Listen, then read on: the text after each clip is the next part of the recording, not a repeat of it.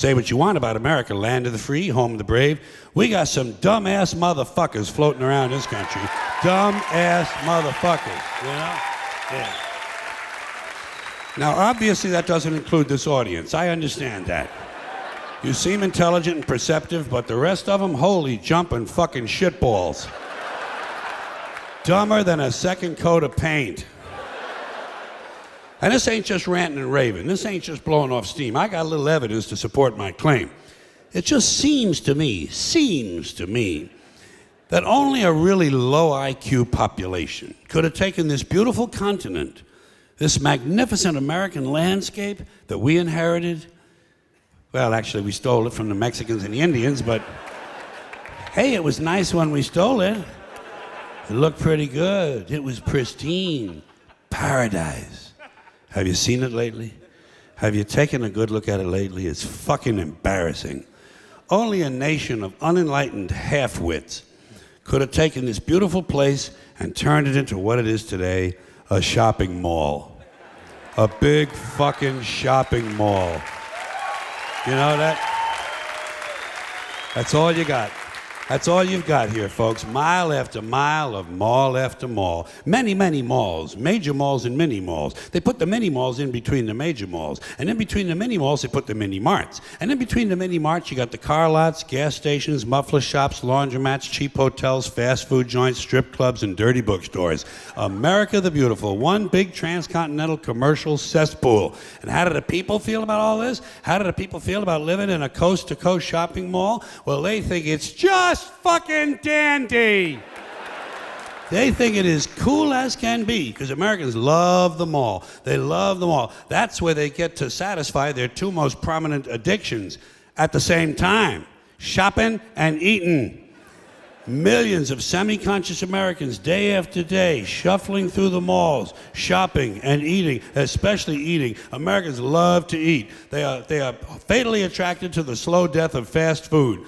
Hot dogs, corn dogs, triple bacon cheeseburgers, deep fried butter dipped in pork fat and cheese whiz, mayonnaise soaked barbecued mozzarella patty melts. Americans will eat anything, anything, anything. If you were selling sauteed raccoons' assholes on a stick, Americans would buy them and eat them, especially if you dipped them in butter and put a little salsa on them.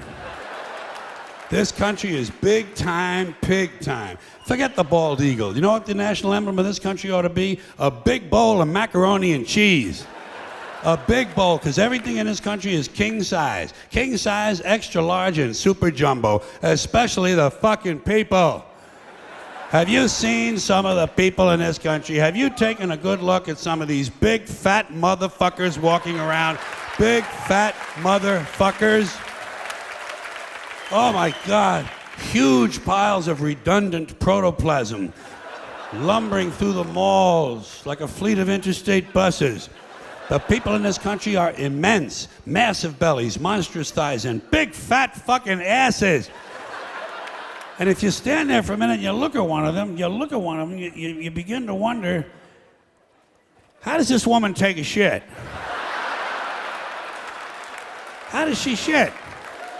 And even more frightening, how does she wipe her ass? Can she even locate her asshole? She must require assistance. Are paramedics trained in this field? And standing right next to her, of course, with a plate full of nachos and a mouthful of pie is her clueless fucking husband, Joe Sixpack. With his monstrous swollen beer belly hanging dangerously out over his belt buckle, this guy ain't seen his dick since the Nixon administration. And if you stand there and you look at the two of them, you begin to wonder to yourself, do these people fuck? Is this man actually capable of fucking this woman? It doesn't seem structurally possible that these two people could achieve penetration. Maybe they're in that Cirque du Soleil or something. Telling you, the people in this country, every one of them is 50 pounds overweight. They are gargantuan. And in the summertime, God help us, in the summertime, they all want to wear short pants. Jesus, Lord, protector of all that is good and holy, deliver me from fat people in short pants. They all got short pants, big bellies, fat thighs, and dumb kids. Short pants, big bellies, fat thighs, and dumb kids. Every one of them's got 2 dumb-ass kids with them. And the whole family is wearing T-shirts, and every one of them's got the same T-shirt. I'm with stupid. Apparently in this country, the stupids are an extended family. And besides wearing them T-shirts, everyone in the family's got on a backpack. They got a backpack strapped to their back so they can carry around lots of stupid shit. And the reason they got to carry their stupid shit strapped to their backs is because their hands must remain free at all times to hold food. And to get that food up to the mouth where it gets shoveled in with all the rest of the disgusting shit they ate that day. And another reason for the backpacks is these people are going to buy even more stupid shit. They ain't got enough stupid shit at home. They just had a stupid shit sale. They ain't going to buy more. They're going to go out in the parking lot and stuff this stuff into the big, fat, ugly, oversized SUV that's got plenty of room in it. Plenty of room in it for stupid shit and lots of room left over for these big, fat, ugly motherfuckers to get them home. Stopping, of course, for jelly roll and fried dough. These people are efficient, professional, compulsive consumers. It's their civic duty, consumption. It's the new national pastime. Fuck baseball, it's consumption. The only true, lasting American value that's left, buying things. Buying things. People spending money they don't have on things they don't need. Money they don't have on things they don't need. So they can max out their credit cards and spend the rest of their lives paying 18% interest on something that costs $12.50. And they didn't like it when they got it home anyway. Not too bright, folks. Not too fucking bright. But if you talk to one of them about this, if you isolate one of them, you sit them down rationally, you talk to them about the low IQs and the dumb behavior and the bad decisions, right away they start talking about education. That's the big answer to everything. Education. They say we need more money for education. We need more books, more teachers, more classrooms, more schools. We need more testing for the kids. And you say to them, well, you know, we've tried all of that and the kids still can't pass the test. They say, oh, don't you worry about that. We're going to lower the passing grades. And that's what they do in a lot of these schools now. They lower the passing grades so more kids can pass. More kids pass, the school looks good, everybody's happy, the IQ of the country slips another 2 or 3 points, and pretty soon all you'll need to get into college is a fucking pencil. Got a pencil? Get the fuck in there, it's physics. Then everyone wonders why 17 other countries graduate more scientists than we do.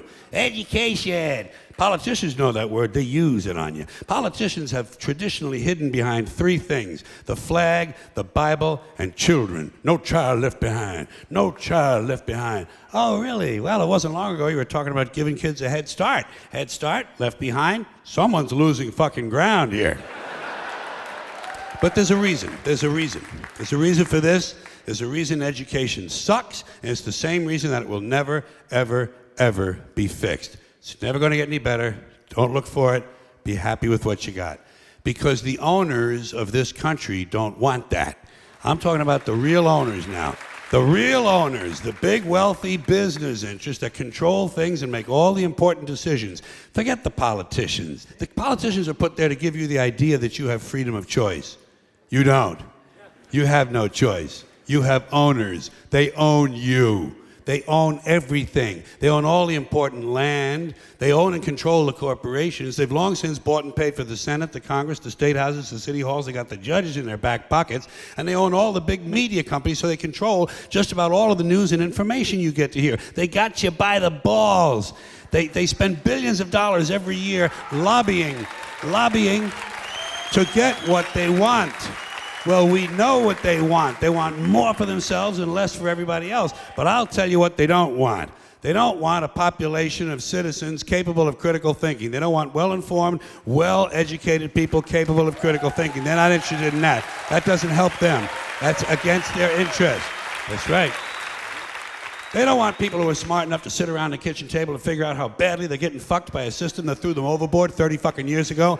They don't want that. You know what they want? They want obedient workers. Obedient workers. People who are just smart enough to run the machines and do the paperwork and just dumb enough to passively accept all these increasingly shittier jobs with the lower pay, the longer hours, the reduced benefits, the end of overtime, and the vanishing pension that disappears the minute you go to collect it. And now they're coming for your Social Security money. They want your fucking retirement money. They want it back, so they can give it to their criminal friends on Wall Street. And you know something? They'll get it. They'll get it all from you sooner or later, because they own this fucking place. It's a big club, and you ain't in it.